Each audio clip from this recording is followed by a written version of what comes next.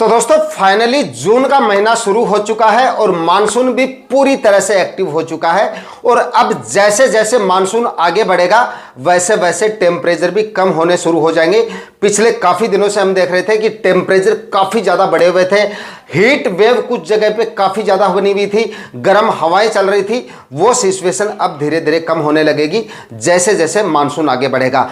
और लगभग 15 से 20 जून आते आते मौसम ऐसा हो जाएगा कि बरसात के सीजन में लगाई जाने वाली अधिकतर सब्जियों की खेती उसके बाद आप आसानी से कर सकते हैं और आसानी से उन सभी सब्जियों से जोरदार उत्पादन ले सकते हैं। लेकिन आज के इस वीडियो में मैं आपको 3 ऐसी सब्जियों की फसलों के बारे में जानकारी दूंगा जिनकी खेती अगर आप इस जून महीने में करते हैं तो आने वाले दिनों में ये तीनों सब्जियां आपको काफी जोरदार उत्पादन देके जाएंगी, काफी जोरदार मंडी भाव देके जाएंगी और काफी जोरदार प्रॉफिट देके जाएंगी। कहने का मतलब है कि जून माह में अगर आप इन तीनों सब्जियों की खेती करेंगे तो लाखों रुपए का प्रॉफिट ये सारी सब्जियां आपको देके जा सकती हैं। तो वीडियो पे लास्ट तक आपको बने रहना है क्योंकि इस वीडियो में इन तीनों सब्जियों की फसलों के बारे में कंप्लीट जानकारियां आपको मिलने वाली हैं। कौन कौन सी सब्जियां हैं, किस तरह से लगाना है, कौन कौन सी वैरायटियों का सिलेक्शन करना है, A to Z जानकारी आज के इस वीडियो में इन तीनों फसलों के बारे में आपको मिलेगी। तो दोस्तों अगर आप इस जून महीने में बरसात के सीजन में बिल्कुल कम खर्चे में ज्यादा मुनाफे वाली सब्जी फसल लगाना चाहते हैं, जिसको लगाने का खर्चा भी काफी कम हो, बीज का खर्चा भी काफी कम हो, फर्टिगेशन और स्प्रे का खर्चा भी काफी कम हो और तेज टेम्परेचर में आसानी से सरवाइव कर जाए और काफी जोरदार मंडी भाव दे जाए, ऐसी सब्जी फसल अगर आप लगाना चाहते हैं तो इस जून माह में आप देसी टिंडे की खेती कर सकते हैं। 15 से 20 जून के आसपास आप इसकी बुआई कर दीजिएगा। इसकी खेती करने का बिल्कुल सही तरीका है। आने वाले दिनों में जिस समय पे आपका टिंडा हार्वेस्टिंग पाएगा काफी जोरदार मंडी भाव इसके आपको मिल जाएंगे और उत्पादन भी इससे आपको काफी जोरदार मिल जाएगा और इसकी खेती में कोई ज्यादा खर्चा भी नहीं आता है। बाकी सब्जियों की खेती में हम देखते हैं कि काफी ज्यादा खर्चे हमारे हो जाते हैं, फर्टिगेशन और स्प्रे का खर्चा भी काफी ज्यादा हो जाता है, यानी कि काफी ज्यादा फर्टिगेशन वगैरह हमें करने पड़ते हैं, स्प्रे वगैरह भी काफी ज्यादा करने पड़ते हैं क्योंकि रोग बीमारियां काफी ज्यादा देखी जाती हैं। इस फसल में आपको फर्टिगेशन भी इतने ज्यादा नहीं करने पड़ेंगे, सिर्फ बेसल डोज में आपको बताऊंगा वो डाल दीजिए काफी कम खर्चे में और बीज का खर्चा काफी कम है। बाकी सब्जियों के बीज भी काफी ज्यादा कॉस्टली आते हैं। अगर आप 1 एकड़ में फूल गोभी की खेती करते हैं तो इसके जो बीज का खर्चा होता है वो लगभग 1 एकड़ के लिए 3,500 से 4,000 रुपए, यहां तक कि 4,500-5 हजार रुपए तक भी आपका बीज का खर्चा हो सकता है। और ऐसे ही बाकी सभी सब्जियों के बीज अगर आप हाइब्रिड बीज खरीदते हैं तो लगभग आपके जो बीज का खर्चा होता है वो काफी ज्यादा हो जाता है, लेकिन देसी टिंडे का जो बीज है वो काफी सस्ता मिल जाएगा आपको। और कम खर्चे में खेती करने के बावजूद इसके मंडी भाव आपको काफी जोरदार मिल जाएंगे, उत्पादन भी काफी जोरदार मिल जाएगा। कहने का मतलब है काफी जोरदार प्रॉफिट ये सब्जी फसल आपको देके जा सकती है अगर आप जून माह में इसकी खेती करते हैं। लगाने का सही तरीका आपका होना चाहिए और अच्छी वैरायटियों का सिलेक्शन आपको करना है। ईस्ट वेस्ट की एक भटिंडा वैरायटी आती है, देसी टिंडे की काफी जोरदार वैरायटी है, आप इस वैरायटी का सिलेक्शन कर लीजिए। और भी काफी सारी वैरायटियां हैं जिनका आप अगर सिलेक्शन करते हैं तो काफी जोरदार उत्पादन जो है ये सारी वैरायटी आपको देके जा सकती हैं। सबसे बेस्ट जो वैरायटी है वो है ईस्ट वेस्ट की भटिंडा नाम से एक वैरायटी आएगी, उसका आप सिलेक्शन कर लीजिए। उसके बाद में दोस्तों एक सागर सीड की नरेश वैरायटी आती है देसी टिंडे की, यह भी काफी अच्छी और काफी शानदार वैरायटी है। माहिको कंपनी की माही टिंडा के नाम से एक वैरायटी आएगी, यह भी काफी अच्छी वैरायटी है।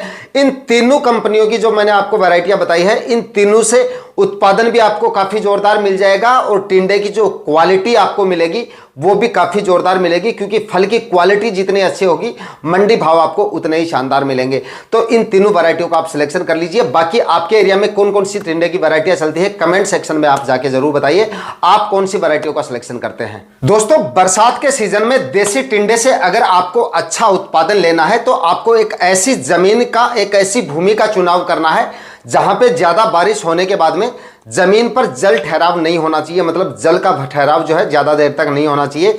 जल भराव वाली भूमि का आपको सिलेक्शन नहीं करना है, वरना अगर बरसात के दिनों में ज्यादा देर तक ज्यादा बारिश होने की वजह से अगर जल का ठहराव होगा तो वहां पर आपकी टिंडे की फसल जो है वो काफी ज्यादा प्रभावित हो सकती है। इस तरह की जमीन का आपको सिलेक्शन करना है। 3-4 बार कल्टीवेशन करके जमीन को अच्छे से भुरभुरा करना है और डीपली प्लोविंग आपको एक जरूर कर लेनी है, ताकि बारिश के दिनों में अगर आप गहरी जुताई कर लेंगे और ज्यादा कल्टीवेशन करेंगे तो बरसात के दिनों में जो है ज्यादा बारिश वगैरह होगी तो जल का ठहराव आपको कम से कम देखने को मिलेगा, क्योंकि पानी सोख लेगी आपकी जमीन। अगर जमीन की तैयारी आपकी अच्छी सी है तो जल भराव की समस्या आपको कम से कम देखने को मिलेगी, अगर कल्टीवेशन आप ठीक से करेंगे। उसके बाद में बात करते हैं जरूरी खाद उर्वरकों के बारे में। 3 से 4 ट्राली सड़ी हुई गोबर की खाद आपको डालनी है पहले कल्टीवेशन से पहले। उसके बाद में 2-3 कल्टीवेशन करने हैं। 2 से 3 कल्टीवेशन करने के बाद में आखिरी कल्टीवेशन से पहले लगभग 50 केजी डीएपी खाद आपको लेनी है। फास्फोरस आपको बरसात के सीजन में अगर आप सब्जियां लगा रहे हैं तो ये आपको डालनी है, क्योंकि बेसल डोज में डीएपी खाद अगर बताई गई मात्रा में आप डालेंगे तो जड़ों का विकास काफी अच्छे से होगा, व्हाइट रूट्स बनेंगी, ज्यादा से ज्यादा ब्रांचेस देखने को मिलेंगी, फल फूल भी आपको काफी ज्यादा देखने को मिलेंगे, उत्पादन आपका काफी ज्यादा मिलेगा। तो 50 केजी आपको डीएपी खाद लेनी है। और बरसात के सीजन में या गर्मियों में म्यूरेट ऑफ पोटाश डालना भी काफी ज्यादा जरूरी है। लगभग 25 से 30 केजी म्यूरेट ऑफ पोटाश भी आपको ले लेना है आखिरी कल्टीवेशन से पहले, और 25 केजी यूरिया खाद लेनी है। ये सारे खाद उर्वरक डाल के आखिरी कल्टीवेशन से पहले बिखेर के और उसके बाद में आखिरी कल्टीवेशन करके 5-5 या 6-6 फीट की दूरी पर बेड बनाइए। और बेड बनाने के बाद में प्लास्टिक मल्च का इस्तेमाल आपको जरूर करना है बरसात के सीजन में अगर आप टिंडे की खेती कर रहे हैं। दोस्तों, देसी टिंडे की खेती के सही समय की बात की जाए तो ये एक गर्मियों की फसल है, गर्मियों में लगाई जाने वाली फसल है। इसलिए इसकी खेती अगर आप फरवरी और मार्च महीने में करते हैं तब भी ये आपको अच्छा उत्पादन दे जाती है, और उसके बाद में मई, जून और जुलाई में करते हैं तब भी ये आपको काफी जोरदार उत्पादन दे जाती है। यानी आप इसको गर्मियों में भी लगा सकते हो और बरसात के सीजन में भी इसको लगाया जा सकता है। लेकिन जब टेम्परेचर काफी कम हो जाते हैं तब इसकी खेती नहीं की जाती है, क्योंकि उसके बाद में इससे उत्पादन उतना अच्छा नहीं लिया जा सकता। ज्यादा टेम्परेचर में और ज्यादा गर्मी में ये काफी अच्छे से सर्वाइव कर लेता है और काफी अच्छा उत्पादन आपको दे जाता है। इसके बाद में दोस्तों, अगर आप इस समय पे बिल्कुल कम खर्चे में और बिल्कुल कम समय में जोरदार प्रॉफिट अगर आप किसी सब्जी फसल को लगा के निकालना चाहते हैं तो यहां पर आप भिंडी की खेती कर सकते हैं। बरसाती भिंडी की खेती अगर आप इस समय पे करेंगे तो यह फसल भी आपको जोरदार प्रॉफिट देके जा सकती है। इस समय पे लगाई गई भिंडी के मंडी भाव भी आपको काफी जोरदार मिल जाएंगे और उत्पादन भी इससे आपको काफी जोरदार मिल जाएगा। लगाने का खर्चा इसका भी काफी कम है, ना ही तो इसमें आपको प्लास्टिक मल्च वगैरह लगानी पड़ेगी, और चाहे तो आप सिंपल और साधारण विधि से इसकी खेती कर सकते हैं। ना ही कोई स्टेकिंग वगैरह करनी पड़ेगी और ना ही ज्यादा इसमें रोग बीमारियां आती है, ना ही इसमें ज्यादा आपको फर्टिगेशन वगैरह करने पड़ेंगे। सिंपल और साधारण विधि से बरसात के सीजन में भिंडी की खेती करके जोरदार प्रॉफिट निकाला जा सकता है। और जून का महीना इसकी खेती के लिए काफी जोरदार है, मतलब इसकी खेती आप 15-20 जून के आसपास इसकी बुआई कर देंगे तो आपकी भिंडी काफी अगेती होगी, और जिस समय पे आपकी भिंडी मार्केट में जाएगी उस समय पे इसके भी आपको काफी जोरदार मंडी भाव मिल जाएंगे। और मौसम और क्लाइमेट इसके अनुकूल होने की वजह से जब मानसून आ जाएगा तो उसके बाद में उत्पादन भी आपको काफी जोरदार देके चली जाएगी। जो किसान भाई बेड बना के इसकी खेती करना चाहें तो काफी अच्छी बात है, मतलब उत्पादन और भी अच्छा आपको मिल सकता है, उत्पादन की गुणवत्ता आपकी काफी अच्छी होगी, रोग बीमारियां आपको काफी कम देखने को मिलेंगी। और जो किसान भाई सिंपल और साधारण विधि से इसकी खेती करना चाहें, जिनके पास में ड्रिप इरिगेशन वगैरह नहीं है, तो साधारण विधि से भी आप यानी कि देसी हल या कल्टीवेटर से भी आप इसकी बुआई करवा सकते हैं। लेकिन बरसात के सीजन में अगर आप भिंडी लगा रहे हैं तो बेड बनाकर अगर इसकी खेती करेंगे तो जल भराव जैसी समस्या आपको देखने को नहीं मिलेगी। और बरसात के सीजन में भिंडी की फसल में जड़ से संबंधित बीमारियां आपको ज्यादा देखने को मिलेगी। तो अगर आप बेड बना के इसकी खेती करेंगे, जमीन की तैयारियां अगर आप अच्छे से करेंगे और उसके बाद में अगर आप इसकी खेती करेंगे तो काफी जोरदार प्रॉफिट भिंडी की फसल आपको देके जाएगी।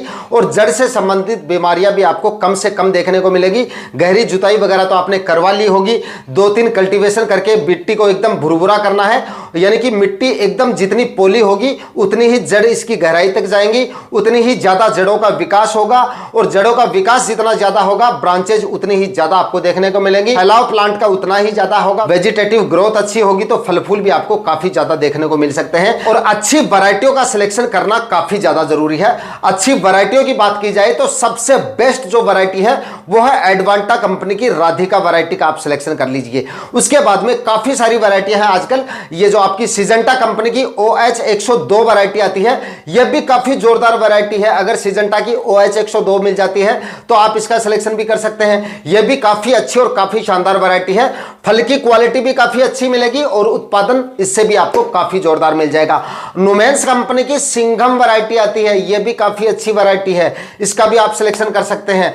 3-4 वैरायटियां बता दी हैं, इनका आप सिलेक्शन करके जोरदार उत्पादन भिंडी की फसल से आप ले सकते हैं। दोस्तों भिंडी की फसल में मुख्यतः 2 तरह के रोग जो है वो ज्यादा देखे जाते हैं। एक तो जड़ से संबंधित बीमारियां, और उसके बाद में इसमें सुंडी का जो प्रकोप होता है वो भी काफी ज्यादा हो जाता है बरसात के सीजन में। तो जमीन में जड़ से संबंधित बीमारियों के लिए आप बेसल डोज में कार्बेंडाजिम 50% वाला जो फंगीसाइड आता है वो आप ऐड कर दीजिए, और उसके बाद में आप जो है एक आध फर्टिगेशन भी कर सकते हैं। 50% में कार्बेंडाजिम आता है उसका कर दीजिए, या फिर बीमारी अगर आपको बढ़ती दिखे तो आप कॉपर ऑक्सीक्लोराइड जो 50% में आता है उसका फर्टिगेशन कर दीजिए।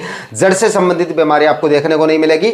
और सुंडी के लिए आप शुरुआत में जो है साइपरमेथ्रिन का इस्तेमाल कर सकते हैं, 25% इसी में आपको मिल जाएगा, इसका ले लीजिए। या आप एमामेक्टिन बेंजोएट का इस्तेमाल कर सकते हैं, या फिर सिजेंटा कंपनी की अलीका आती है उसका भी आप इस्तेमाल कर सकते हैं।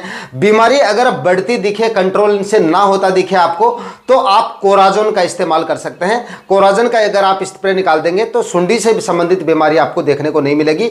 भिंडी की फसल में ये अगर आप 2-3 स्प्रे निकाल देंगे तो ये बीमारी आपको बिल्कुल भी देखने को नहीं मिलेंगे, और भिंडी की फसल से एक अच्छा उत्पादन आप ले सकते हैं। दोस्तों अगर आप 1 एकड़ में भिंडी की खेती करते हैं और जमीन अगर आपकी अच्छी है, अच्छी मात्रा में अगर आपने खाद उर्वरक डाले हैं, खेती का अभ्यास अगर आपका अच्छा है, तो 1 एकड़ में 60 से 80 क्विंटल तक भिंडी की खेती से उत्पादन लिया जा सकता है। और इस समय पे जून माह में लगाई गई भिंडी के मंडी भावों की बात करें तो 30 से 40 रुपए तक इसके मंडी भाव आपको मिल जाते हैं। कहने का मतलब है कि अगर आप 1 एकड़ में बरसात के सीजन में, मतलब कि जून माह में अगर इसकी समय पे खेती करते हैं और बताए गए तरीके से खेती करके अगर अच्छा उत्पादन अगर आप इससे ले लेते हैं तो लाखों रुपए का प्रॉफिट ये फसल आपको आसानी से देके जा सकती है। इसके बाद में दोस्तों बात करते हैं अगली फसल के बारे में, और अगली फसल को भी आप बिल्कुल कम खर्चे में करके अच्छा उत्पादन और अच्छा मुनाफा ले सकते हैं। यानी कि इस समय पे इस जून महीने में आप अगेती मूली की खेती कर सकते हैं और अच्छा प्रॉफिट ले सकते हैं। मूली की खेती वैसे तो जून के पहले सप्ताह से कुछ किसान भाई करना शुरू कर देते हैं, लेकिन मैं यहां पर आपको कहूंगा कि जून के आखिरी सप्ताह तक आपको इसकी बुआई करनी है, क्योंकि पहले टेम्परेचर जो होते हैं वो काफी ज्यादा होते हैं। नए किसान भाई जिनके पास में अनुभव नहीं है वो ठीक से मूली को इस समय पे ग्रो नहीं कर पाएंगे। तो अगर आप इसकी खेती जून के आखिरी सप्ताह में करेंगे या फिर जुलाई के पहले सप्ताह में करेंगे तो मूली भी आपको अच्छा उत्पादन देके जा सकती है और अच्छे मंडी भाव देके जा सकती है, अगर आप सही तरीके से इसकी खेती करते हैं। मूली की खेती में आपको, अगेती मूली की खेती में काफी ज्यादा सावधानियां रखनी है। एक तो कच्चा गोबर बिल्कुल भी आपको नहीं डालना होता है इसमें, और दूसरी गोबर की खाद भी आपको ज्यादा मात्रा में नहीं डालनी है, वरना आपकी मूली की जो क्वालिटी है वो प्रभावित हो जाती है। कई बार किसान भाई क्या करते हैं, काफी ज्यादा मात्रा में गोबर की खाद डालते हैं। मैं आपको कहता रहता हूं वैसे तो कि सब्जियों की खेती अगर आप कर रहे हैं और अच्छा उत्पादन लेना है तो गोबर की खाद आपको सबसे ज्यादा डालनी है। लेकिन गोबर की खाद आपको मूली की खेती कर रहे हैं या फिर आप गाजर की खेती कर रहे हैं तो सीमित मात्रा में ही डालनी है। और ध्यान रखें कच्चा गोबर आपको बिल्कुल भी नहीं डालना है, वरना आपके जो मूली की क्वालिटी है वो काफी ज्यादा प्रभावित हो जाती है। एकदम सफेद और सुंदर मूली आपको नहीं मिलेगी, इसकी वजह से मार्केट प्राइस आपको ठीक से नहीं मिल पाएंगे। तो गोबर की खाद सड़ी हुई होनी चाहिए और सिर्फ 1 ट्राली प्रति एकड़ के हिसाब से डालनी है, यानी 1 एकड़ में 1 ट्राली काफी है। या फिर लास्ट ईयर अगर आपने पिछले सीजन में सब्जियां लगाई हैं और अच्छी मात्रा में गोबर की खाद डाली है तो फिर आपको गोबर की खाद डालने की जरूरत नहीं है, उसी खाद से काम चल जाएगा। रासायनिक खाद उर्वरक आप भले ही आप डाल सकते हैं। इसमें जो है डीएपी खाद आप डाल दीजिए 50 केजी प्रति एकड़ के हिसाब से। पोटेशियम इसमें आप डाल सकते हैं, एमओपी पोटास आप डाल दीजिए 25 से 30 केजी प्रति एकड़ के हिसाब से। यूरिया खाद भी आप 25 केजी एक एकड़ के हिसाब से डाल सकते हैं। और इसमें फंगिसाइड आपको जरूर ऐड कर लेना है, क्योंकि बरसात के सीजन में इस तरह की समस्या आपको देखने को मिल सकती है। तो 500 ग्राम प्रति एकड़ के हिसाब से आप कार्बनडाजिम 50% डाल दीजिए आखिरी कल्टीवेशन से पहले ये डाल के, और उसके बाद में मिट्टी को एकदम से भुरभुरा करके उसके बाद इसकी बुआई करें। गहरी जुताई करना काफी ज्यादा जरूरी है। अगर आप गहरी जुताई नहीं करेंगे तो आपकी मूली की जो साइज है वो अच्छे से नहीं होगी, मोटी तो हो जाएगी लेकिन लंबाई ठीक से नहीं मिलेगी। और मार्केट में सबसे ज्यादा मंडी प्राइस मूली के उसी के मिलते हैं जिसकी लंबाई अच्छी हो। ज्यादा मोटी मूली अगर आप मार्केट में लेके जाएंगे तो ठीक से नहीं बिकेगी, और ज्यादा लंबी अगर आपकी मूली की लंबाई अगर ठीक से नहीं होगी तब भी आपको मंडी भाव ठीक से नहीं मिलेंगे। तो अगर अच्छी मूली की क्वालिटी आपको अच्छी लेनी है, मंडी भाव अगर आपको अच्छे लेने हैं, तो गहरी जुताई आपको जरूर करनी है। गहरी जुताई करें, उसके बाद में आप मूली की खेती करें। बताए गए खाद उर्वरक डालें और बताई गई सावधानियां रखें। 5-6 दिन तक या 8-10 दिन तक हल्की हल्की सिंचाइयां आपको करते रहना है, घंटे 1.5 घंटे हो सके, या ज्यादा टेम्परेचर हो तो दोनों समय भी आप सिंचाई करें। लेकिन जल भराव नहीं होना चाहिए, ओवर वाटरिंग आपको नहीं करनी है, और जल भराव जैसी समस्याएं भी नहीं आनी चाहिए। जब आप मूली की बुआई कर रहे हैं तो ध्यान रखें मौसम का हाल देख के उसके बाद में इसकी बुआई करें। बुआई के 8-10 दिन तक ज्यादा बारिश वगैरह नहीं होनी चाहिए, इस तरह के मौसम में आपको इसकी बुआई करनी है। बाकी जून के आखिरी सप्ताह में या जुलाई के पहले सप्ताह तक अगर आपकी बुआई हो जाती है तो मूली की फसल भी आपको जोरदार मंडी भाव और जोरदार उत्पादन दे जा सकती है, और काफी अच्छा प्रॉफिट मूली की फसल से आप ले सकते हैं। आज के इस वीडियो में 3 सब्जियों की फसलों के बारे में बताया है जिनकी खेती आप जून माह में करके जोरदार प्रॉफिट ले सकते हैं, और लगाने का खर्चा इन तीनों सब्जियों का काफी कम है। तो जून माह में इन तीनों सब्जियों की खेती करके जोरदार प्रॉफिट आप ले सकते हैं। आज के वीडियो में इतना ही, मिलते हैं किसी और वीडियो में नए टॉपिक के साथ। तब तक के लिए जय हिंद, वंदे मातरम।